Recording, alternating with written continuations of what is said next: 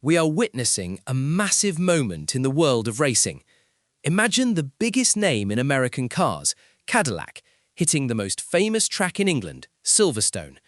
We are talking about General Motors officially rolling their brand new 2026 Formula One car onto the tarmac for the very first time. This is a huge deal. It's not every day a giant like Cadillac decides to jump into the most expensive and complicated sport on the planet. But as exciting as it is to see a car driving around a track, we need to be realistic. Physically building a car is actually the easy part. Making that car fast enough to fight with teams like Ferrari and Mercedes, now that is the brutal challenge that lies ahead. So what actually happened at Silverstone? Well, it was something called a shakedown. To put it simply, a shakedown is like a first test run to see if the wheels stay on and the engine doesn't explode. It's not about breaking speed records, it's just about making sure all the systems work. Sergio Perez was the man in the cockpit for this historic moment. He drove a few slow laps, came back into the pits, and immediately the engineers were all over the car. They plugged in their laptops, downloaded all the data, and started looking for any tiny glitches. The goal of a shakedown is to answer the basic questions before you start pushing the car hard. Does the engine start every time? Do the brakes actually stop the car? Does the gearbox shift smoothly? Are there any oil leaks? These might sound like simple things, but when you are building a machine from scratch, any one of these can go wrong. Silverstone is the perfect place for this because it has fast corners that put a lot of pressure on the car, testing the cooling and the suspension even at lower speeds. Now, you might be wondering why Cadillac chose Sergio Perez for this job instead of an American driver. After all, Cadillac is an American brand. Well, it's actually a very smart move. Perez has been in F1 forever. He has driven for a long list of teams like Sauber, McLaren, Force India, and Red Bull. He knows exactly how an F1 car should feel. When he tells the engineers that something feels off, they can trust him completely.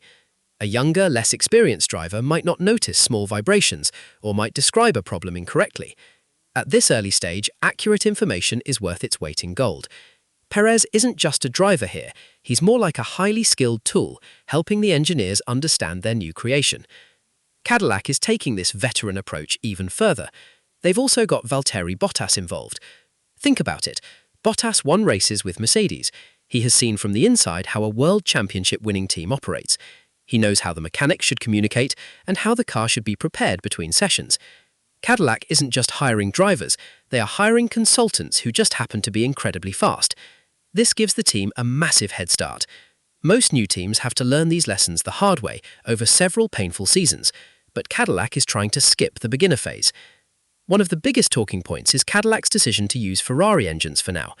This was a bit controversial among fans who wanted a pure American car, but it makes total sense. Developing a modern F1 engine is insanely complicated. You need experts in turbos, batteries, hybrid software, and traditional fuel engines. It takes thousands of engineers and years of work. Cadillac simply doesn't have the time to do that before 2026. By renting a fast, reliable engine from Ferrari, they can focus all their energy on building the car's body and its aerodynamics. If the car is slow, they'll know it's the bodywork, not the engine.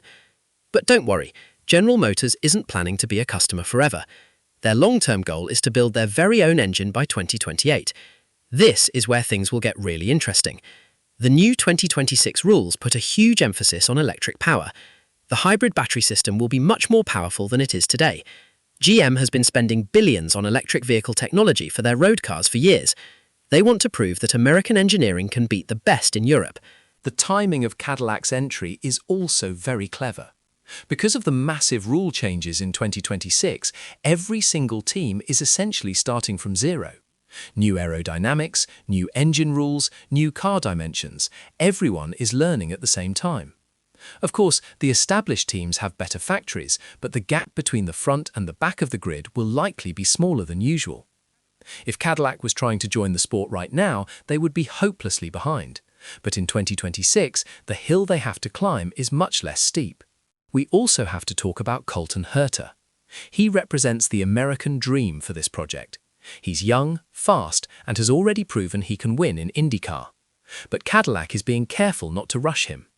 F1 is a different beast entirely. The cars are more complex and the media pressure is relentless. By keeping Herta as a test driver for now, they are letting him build his skills away from the bright lights of a race weekend. He can make mistakes in private, learn from them, and be ready for a full-time seat when the team is more established. Now, we have to look at history. The paddock veterans are always a bit skeptical when a new manufacturer shows up.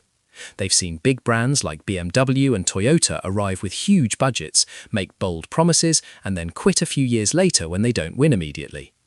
Cadillac will have to prove they are here for the long haul. They need to show results on the track, not just in press releases. Realistically, we shouldn't expect Cadillac to be winning races in 2026. Just getting both cars to finish a race would be a success. Scoring a few points and appearing in the top 10 would be excellent. Anything more than that would be a total shock to the system. New teams always struggle in their first year.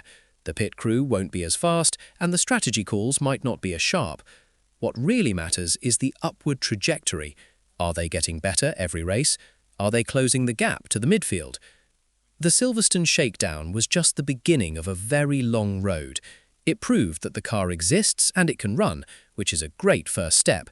But the real tests are coming soon in Barcelona. That's when all the teams will be on the track at the same time. If Cadillac is 5 seconds slower than everyone else, we'll know immediately. If they are surprisingly close to the middle of the pack, that will be a massive story. Right now, everything is just a theory.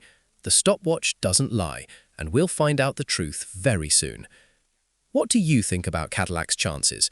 Do you think the safe driver lineup of Perez and Bottas is the right move, or should they have taken a risk on a young American driver right away? Do you think they can actually challenge the big teams in the next few years? Let us know your thoughts in the comments below. We love a good F1 debate, and we try to get back to as many of you as possible. If you enjoyed this deep dive into Cadillac's historic first run and want to stay updated on all the 2026 news, technical breakdowns and paddock gossip, make sure to hit that subscribe button right now. It really helps the channel out, and you won't miss a single second of the drama as we head toward this brand new era of Formula One. Don't forget to ring the notification bell so you're the first to know when we drop our next video. Thanks for watching, keep your eyes on the track, and we'll see you at the next turn. And if you want more F1 content to sink your teeth into, check out the video appearing on your screen right now for another look at the future of the sport.